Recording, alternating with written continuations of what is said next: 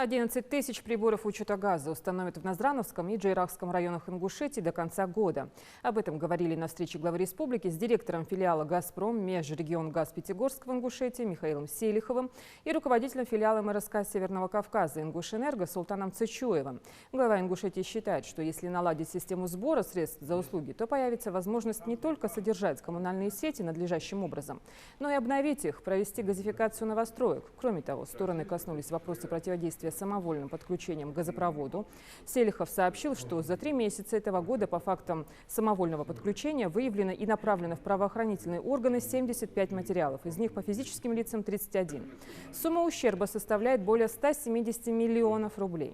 Евкуров поручил Селихову и Цычуеву ежемесячно готовить справку о состоянии оплаты за потребление газа и электроэнергии по всем населенным пунктам республики, а также сравнительный анализ по субъектам СКФО.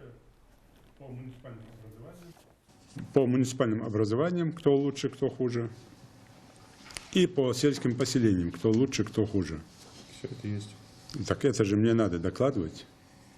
Мы за все это время хоть одного главу муниципального образования сельского поселения наказали за плохую собираемость? Нет. Пока нет. Поэтому вот это плохо. Вы мне этого не даете. И плюс вы должны помимо этого докладывать мне максимально там вопросы, связанные, где вы списали то, что дальше на людей Да, незаконно приписывали. Так да. Про нее же тоже надо говорить. Все жалобы по газу. По воде и по газу. Там горячей воды нет, холодной воды нет.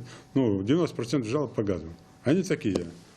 Мы не можем 4 года, там, 2 года, 3 года подключить и не можем платить за газ.